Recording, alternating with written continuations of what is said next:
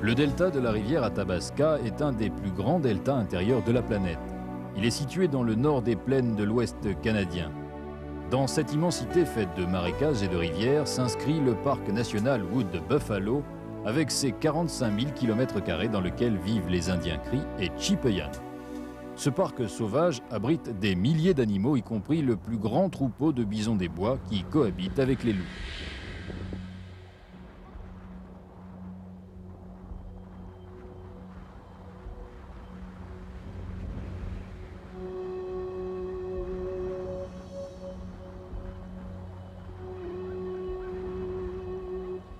Le drapeau de Fort Chipewyan claque sur le lac Athabasca. Un vieil Indien, guidé par son fils, est revenu de Fort McMurray pour mourir sur les terres de ses ancêtres, sur les lieux de son enfance, comme le veut la tradition. Il s'est assis à même le sol pour se sentir plus proche des forces vives qui l'entourent.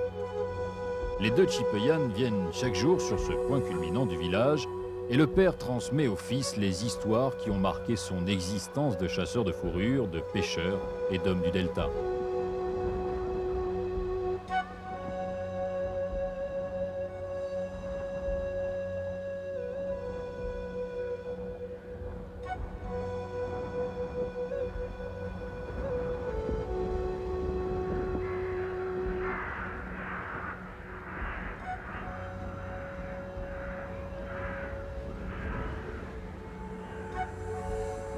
Cet Indien des plaines, qui a connu les grands troupeaux de bisons de Wood Buffalo, a maintes fois observé les loups en chasse et le grand aigle royal, aussi grand qu'un homme, près de la rivière Athabasca, au cours d'eau mythique qui prend sa source dans les montagnes rocheuses.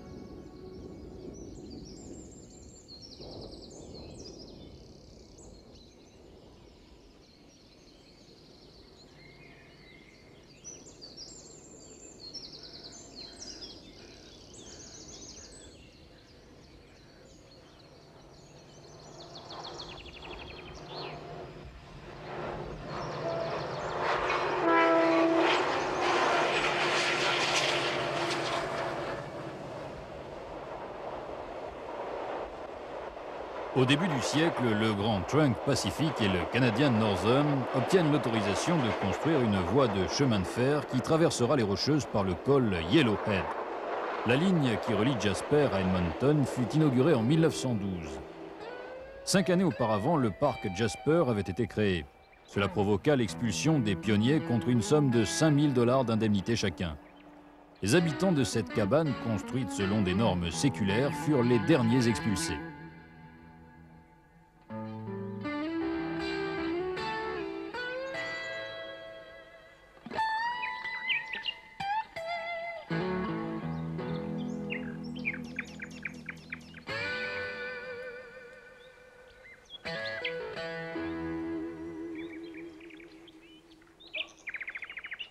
La maison d'Ewan Moberley vibre intensément de toute sa charpente. Chaque poutre, chaque clou et le respect d'un beau travail accompli incitent à la réflexion, à une forme de recueillement. Tout près de la cabane familiale, la mère d'Ewan fut la dernière personne dans ces montagnes à être enterrée à la mode iroquoise traditionnelle. Suzanne Cardinal hante peut-être ce lieu de coureurs d'antan qui avaient tous des ancêtres communs, les coureurs des bois qui allèrent, par amour fou de la liberté, se battre aux côtés des Indiens.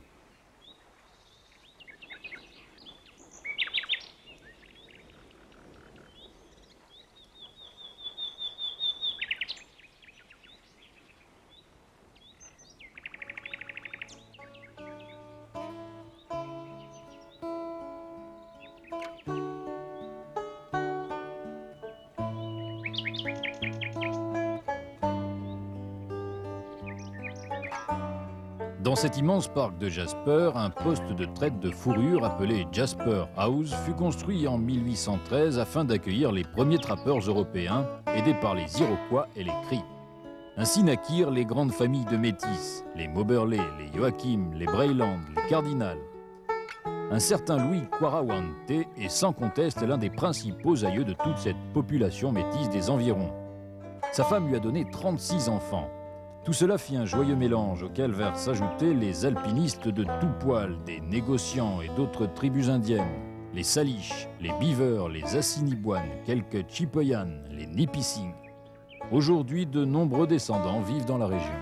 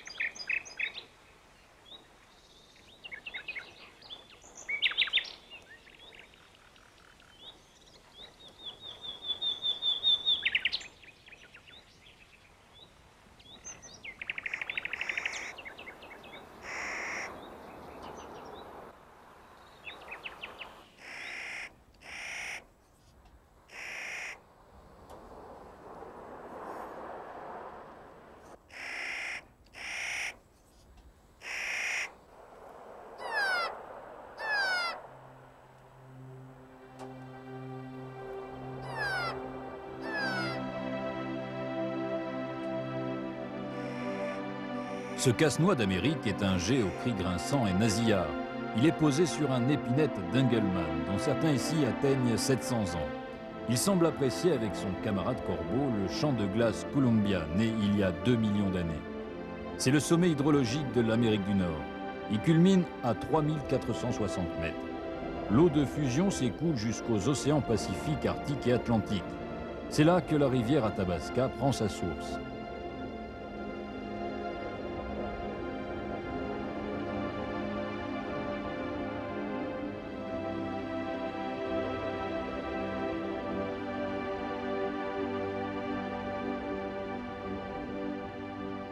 Aujourd'hui, sur le glacier Athabasca, les vents froids de l'Arctique font chuter fortement la température.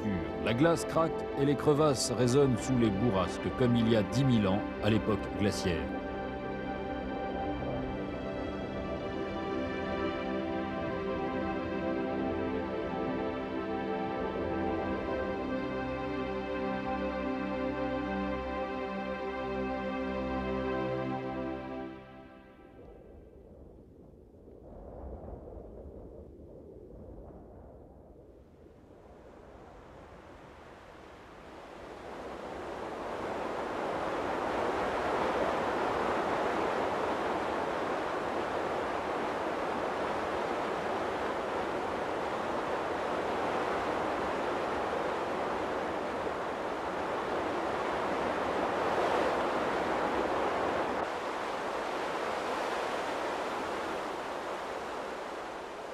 Le froid n'a pas désarmé et les glaçons paraissent naître spontanément le long de la rivière qui va dérouler ses 1538 km jusqu'au lac Athabasca, à la limite des territoires du nord-ouest. Ensuite, elle se fondra à la rivière Mackenzie pour se jeter dans l'océan Arctique.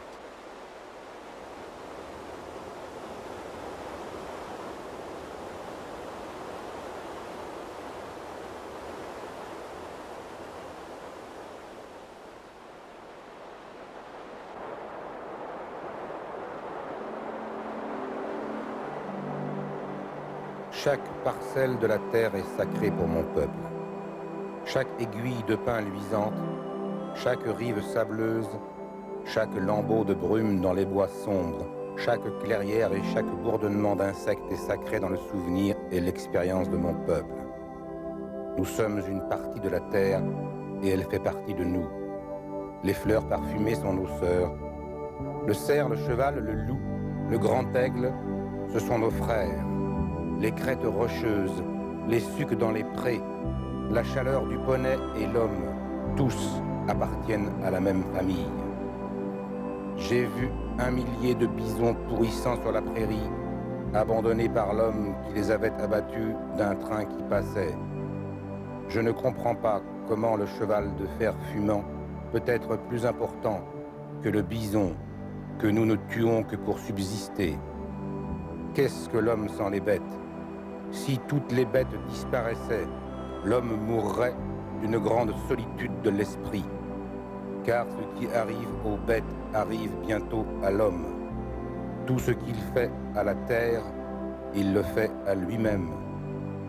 Ce n'est pas l'homme qui a tissé la trame de la vie. Cette lettre fut écrite en 1855 par le grand chef indien Seattle à l'adresse du peuple américain.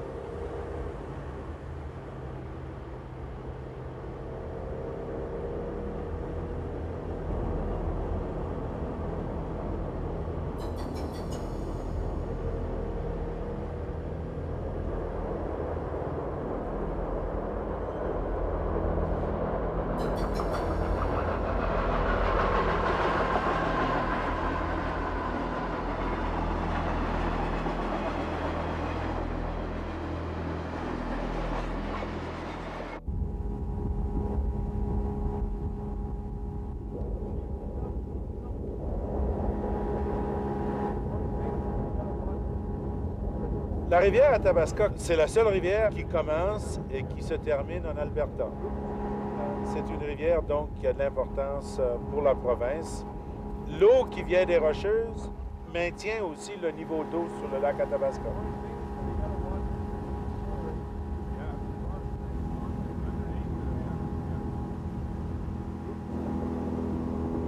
Partout sur la rivière ici, on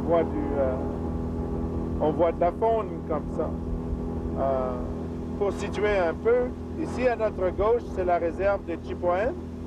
Et puis à droite, alors, c'est le terrain de la couronne de la province de l'Alberta. Là, on arrive directement dans la branche principale de la rivière Athabasca. On est dessus, là, maintenant. Et puis c'est tout simplement un raccourci pour aller à Fort Chipewyan. Parce qu'on vient de derrière nous, du sud, de Fort McMurray. Et on peut continuer par ici en descendant la rivière.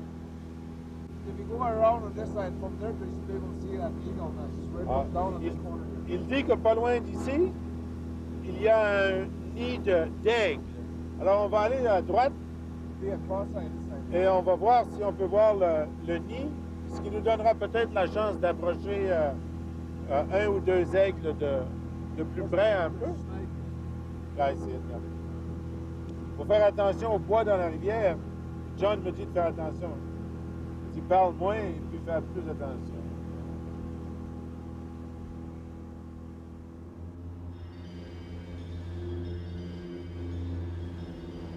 À 1500 km des Rocheuses, Daniel Kruger, Canadien d'origine bretonne, professeur au collège de Fort Chipewyan, et son ami l'Indien John Marcel arrivent de Fort McMurray par la rivière Athabasca pour rejoindre leur village.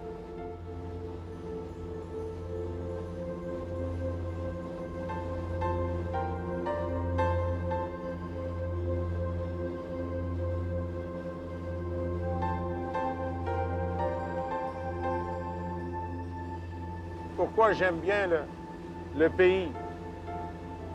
Ouais, il y a 6 ans que j'y suis. Je suis arrivé ici comme professeur. Et puis ce que j'aime le plus, je pense, ici, c'est qu'à Fort Chip encore, il y a énormément de liberté. On est tout à fait libre ici.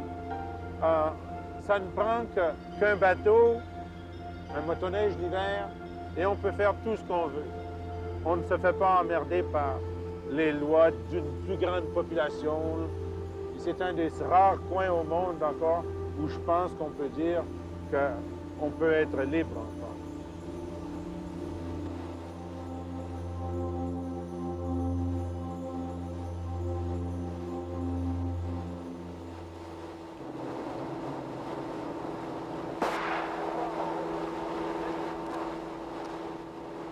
Dans ce pays de liberté qu'est le Canada, les Indiens ont le droit de chasse dans le delta et sur une partie du parc de Wood Buffalo, territoire de leurs ancêtres.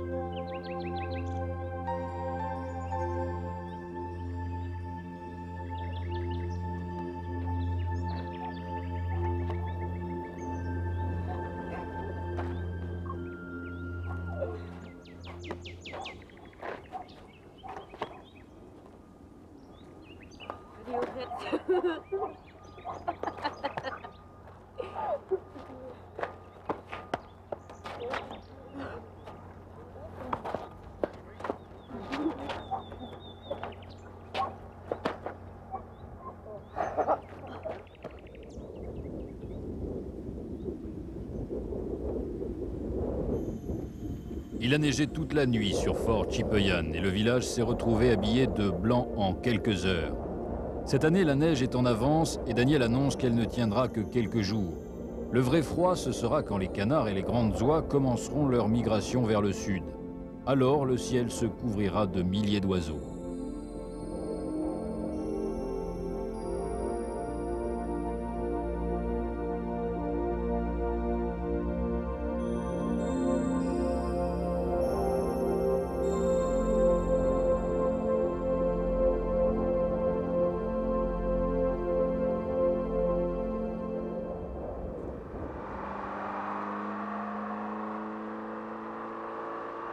Dans les rues, les habitants du nord de l'Alberta ne sont pas plus surpris par la neige que par le soleil. Pour eux, c'est comme ça, la vie à la limite des territoires du Nord-Ouest, dans cette ville de trappeurs qui fut la plus grande plaque tournante de commerce de fourrure.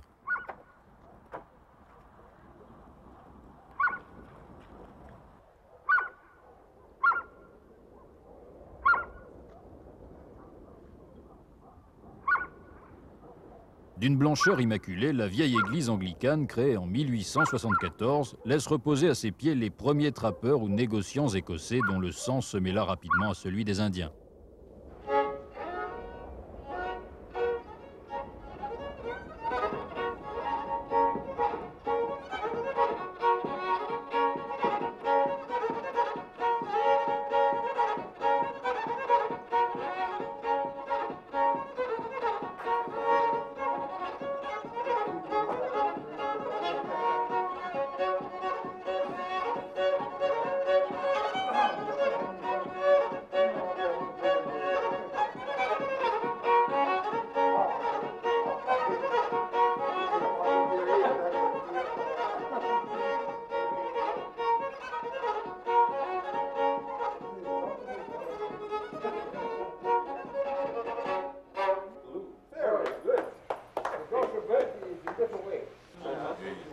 des noms français partout ici. Ça vient des premiers qui sont arrivés ici. Les voyageurs étaient des Français, des Canadiens français. Et on a donné des noms français, comme par exemple les La Violette. Il y a plusieurs mercredis. Willie, ici, son nom de famille, c'est Courtoreille. Et Courtoreille, évidemment, c'est un nom qui lui a été donné par un curé à un moment donné qui voulait faire un baptême et qui cherchait un nom pour lui plus acceptable qu'un nom indien. Donc, on lui a donné le nom Courtoreille. Il y a d'autres noms ici qui sont écossais d'origine, parce que ce sont les Écossais qui sont arrivés pour faire la traite de fourrure. D'eux, alors, sont venus les noms de Fraser, Lutet, Flett, tout ça. Ce sont des noms écossais. Bon, puis le nom de... Tiens, justement, un Flett, ici. Sonny Flett. Bon, et puis Arsène, lui, est de la tribu des Chippewas, tandis que Willie vient de la tribu des Cris. Et Willie a été élevé dans ce qui est aujourd'hui le parc national Wood Buffalo, tandis que Arsène, lui, a été élevé où? À Jackfish? Old Fort. Ou Old Fort. Il vient d'un endroit qui s'appelle Old Fort, environ à 40 km d'ici. Et c'est là que Fort Chipewyan a commencé son histoire en 1788. C'est à ce qui est aujourd'hui appelé Old Fort Point.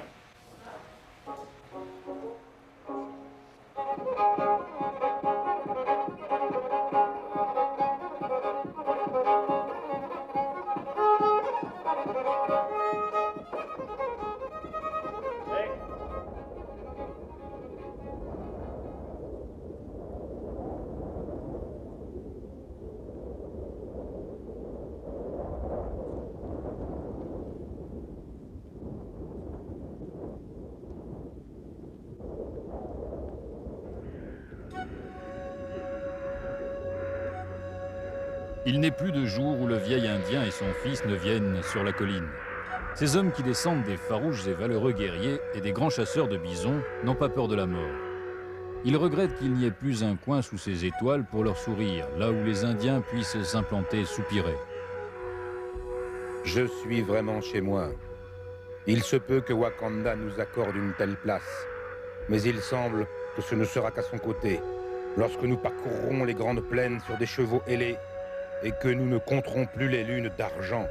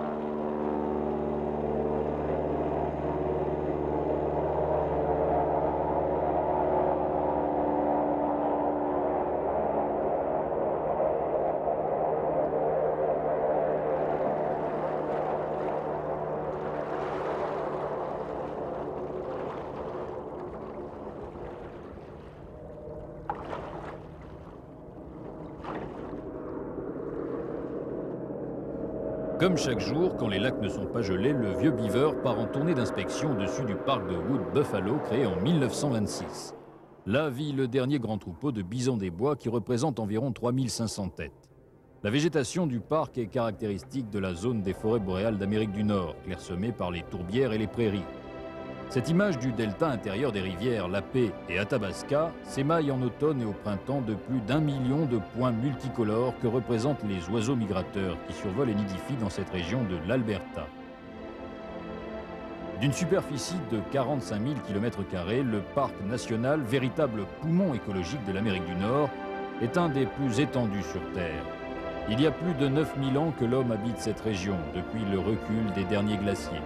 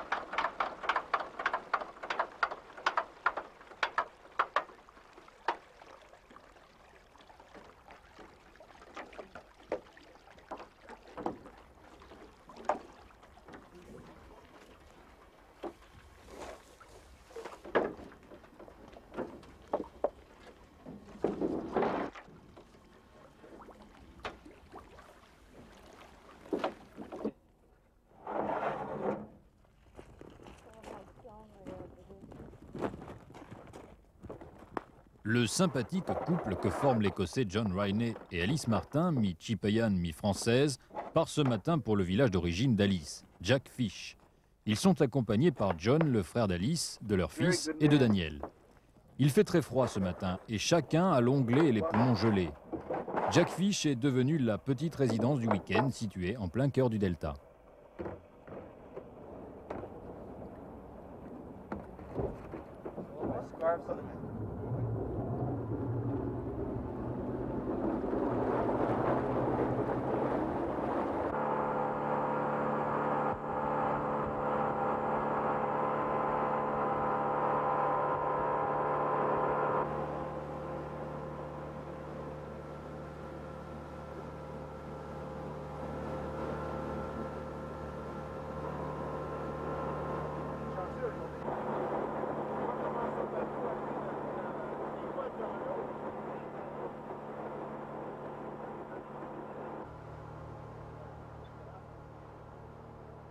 Devant nous, alors, ce qu'on voit là, c'est tout simplement une partie du grand bouclier canadien qui est tout simplement un terrain rocailleux, un terrain de granit solide qui est plein de minerais et qui couvre une très grande partie du Canada.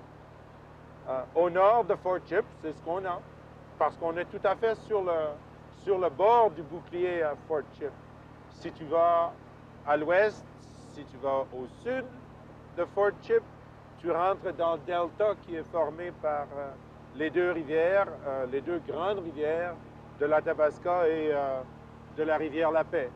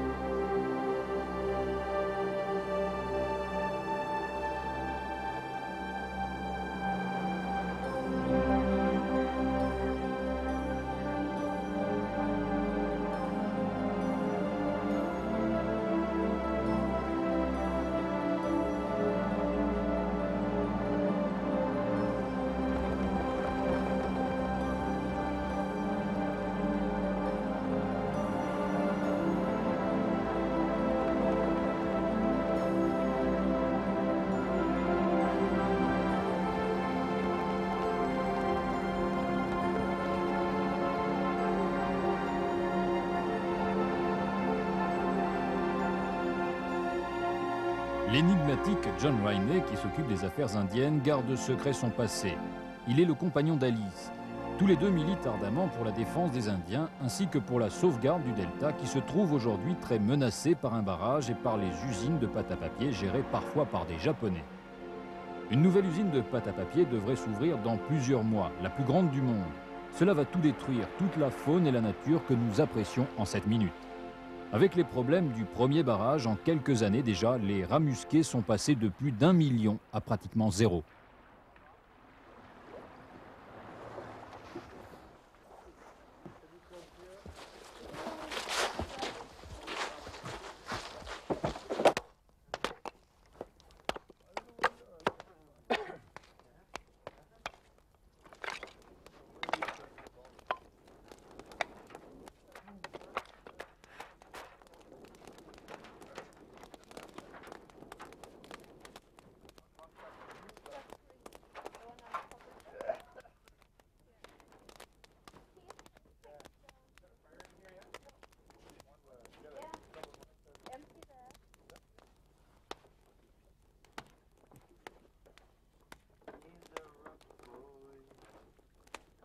Les grands migrateurs s'annoncent en survolant Jack Fish. Alice, John Riney et John Marcel se souviennent du temps où les Indiens vivaient plus heureux. Il y a une trentaine d'années à peine. Du temps où les poissons du lac n'attrapaient pas le cancer.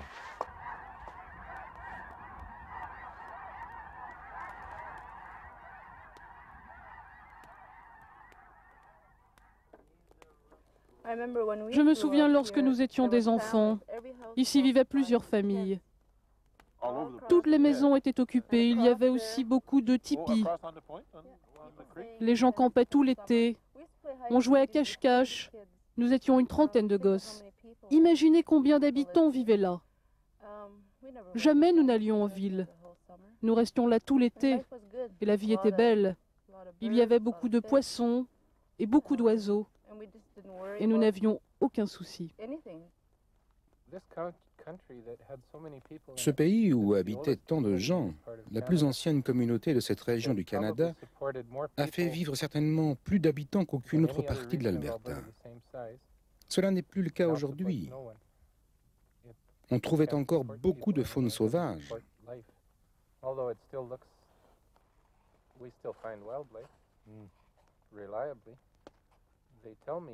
On m'a confié qu'avant la construction du barrage, le delta était l'égal des plaines africaines. Ici vivait l'une des concentrations d'animaux sauvages les plus denses de la planète avant ce barrage construit en 1968.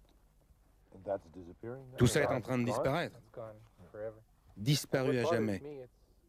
Ce qui me gêne, c'est que cela n'a rien à voir avec le fait de chasser les animaux, mais avec les hommes qui bouleversent l'environnement.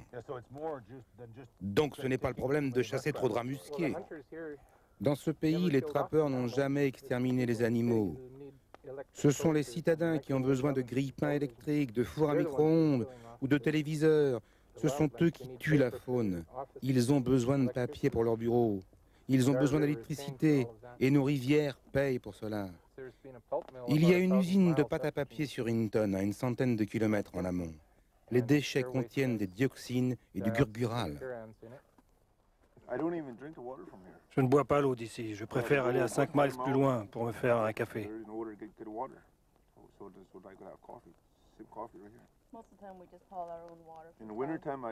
L'hiver, je fais fondre de la neige. Je l'utilise pour de l'eau. Et aussi pour les batteries.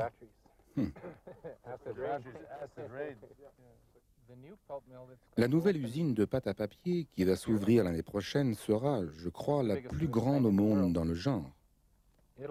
Elle mettra toutes sortes de dioxines et autres saletés dans l'eau, et il y en aura toujours plus à l'avenir. Il prévoit de raser sur 25 ans une région équivalente à la moitié de la France. Ils vont arracher les arbres, bouleverser à jamais l'environnement et transformer complètement cette rivière. À moins que l'on puisse obliger la compagnie Hydro à changer quelque chose, et c'est ce que nous allons faire. Nous n'allons pas oublier. Nous ne laisserons pas la compagnie hydraulique agir impunément, et tôt ou tard, ils seront contraints de réparer les malheurs qu'ils ont provoqués.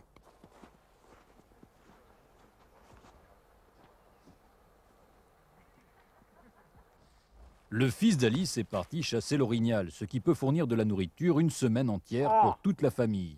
Dans cette région, la chasse n'est pas un plaisir, c'est une nécessité qui aide à survivre.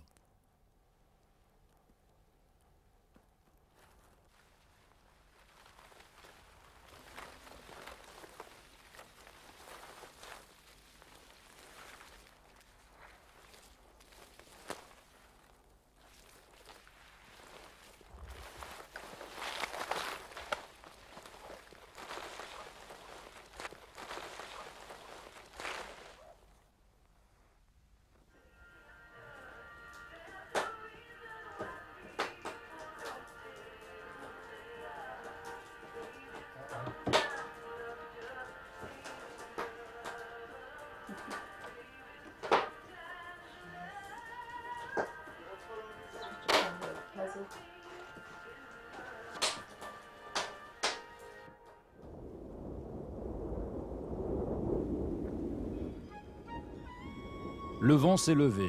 Au hasard de la marche, il n'est pas rare de rencontrer des loups. Ils n'attaquent jamais l'homme et passent vite leur chemin. Aujourd'hui, le chasseur a raté son gibier. Il rentre bredouille.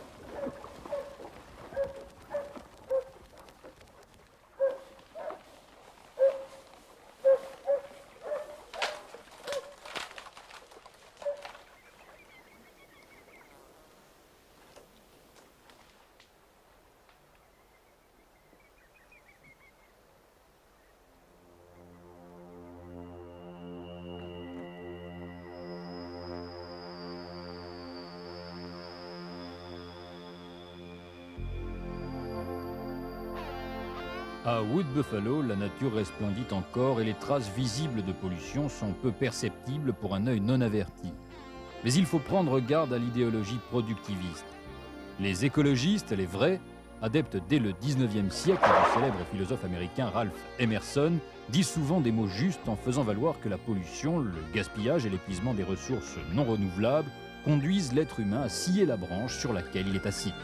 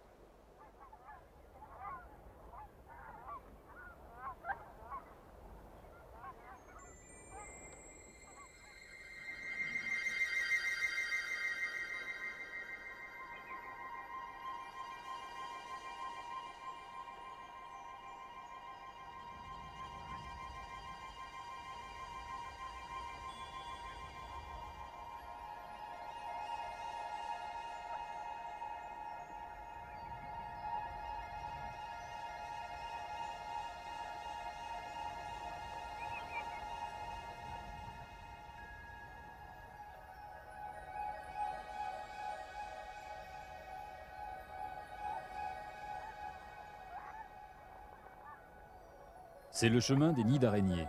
Cela arrive une fois par an. Ces insectes pondent leurs œufs qu'ils laissent filer dans l'air léger qui emporte leur progéniture dans les prairies.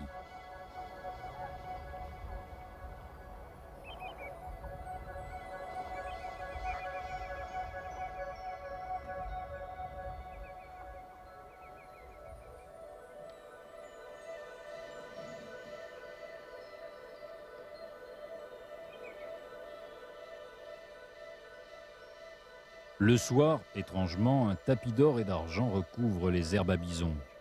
On n'ose plus marcher sur ces draps précieux caressés par le soleil couchant.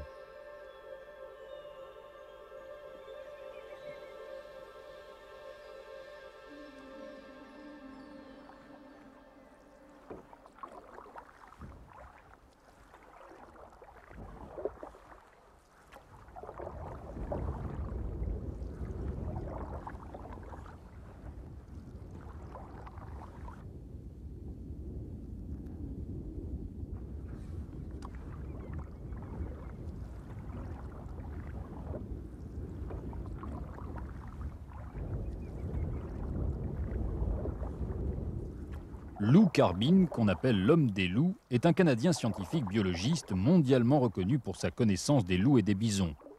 En dehors de ses conférences et de son université où il enseigne, il passe son temps en solitaire à étudier la faune sauvage, le plus souvent dans les Rocheuses ou dans le parc de Wood Buffalo.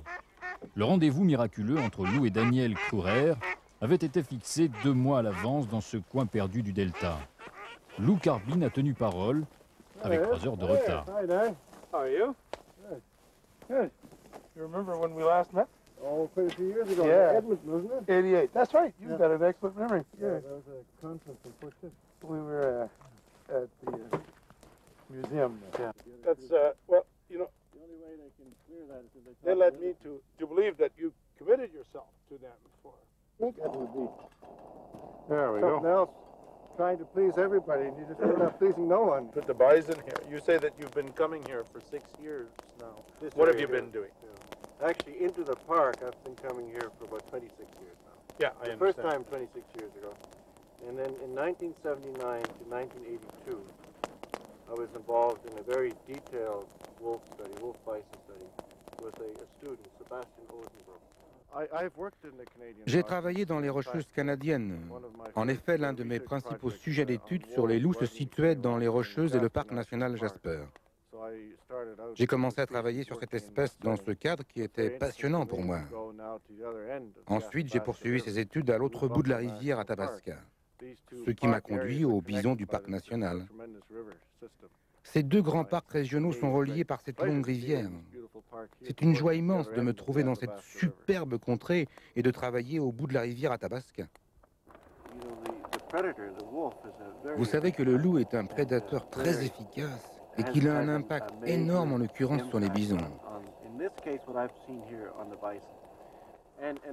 Il y a plus de loups à Wood Buffalo, là où nous sommes, au kilomètre carré, que partout dans le monde à cette époque de l'année.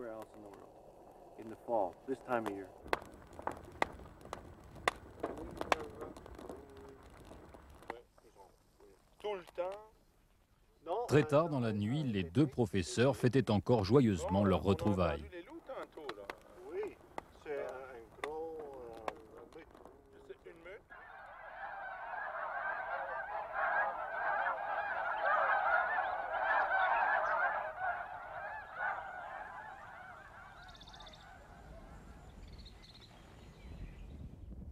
L'espèce des bisons des plaines n'est pas en danger, mais en revanche, cette concentration de bisons des bois dans leur habitat historique est due à la découverte récente en 1957 d'un troupeau de 200 bisons pure race dans un coin éloigné du parc. La protection efficace des gardes forestiers a permis de sauver l'espèce. En vain, depuis quelques jours, Lou Carbine a suivi les bisons pour tenter de surprendre une meute de loups en chasse derrière le troupeau. Ces carnassiers sont des prédateurs utiles. Ils ne prélèvent que des bisons malades ou trop faibles. En général, l'attaque des loups est rapide et efficace.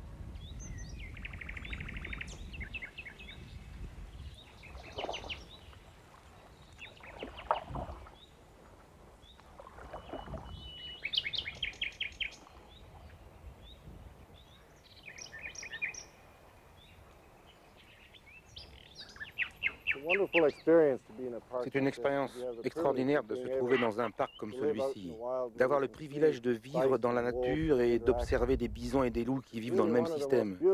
C'est véritablement une forme d'harmonie unique au monde. Évidemment, je suis partial puisque j'ai vécu de nombreuses années ici même. Mais j'ai voyagé dans d'autres parties du globe et je reste persuadé qu'ici, c'est le plus fascinant. Pas tant pour la diversité des espèces, mais pour leur densité respective, telles les grandes migrations d'automne et au printemps, quand ils envahissent les zones de reproduction du delta.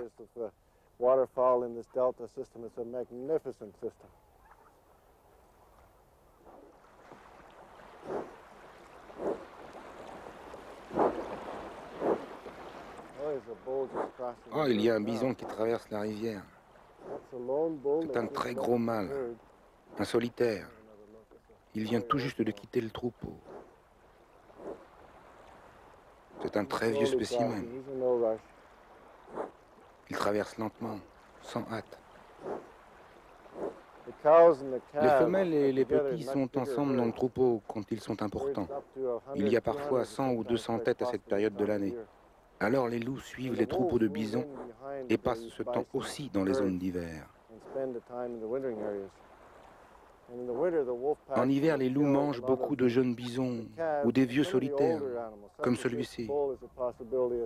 Il est possible qu'ils soient tués par les loups, bien que la meute s'attaque surtout aux plus faibles.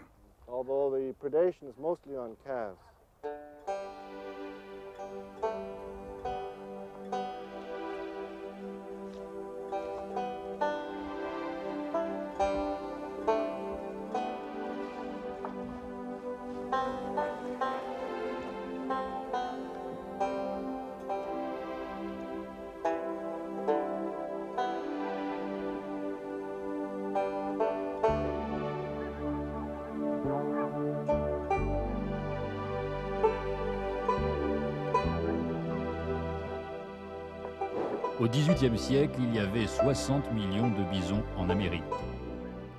En 1880, il ne restait que quelques centaines de bêtes. Les fusils de l'homme blanc avaient œuvré. On comprend parfois la méfiance pour les Blancs que ressentait Jean Genet. Ces robustes mammifères ont fait vivre les Indiens des milliers d'années.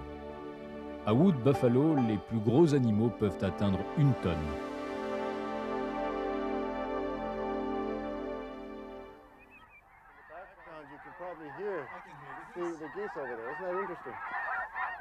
Look at the geese coming. Awesome. Yes, you see, this is staging area. This is so important to them.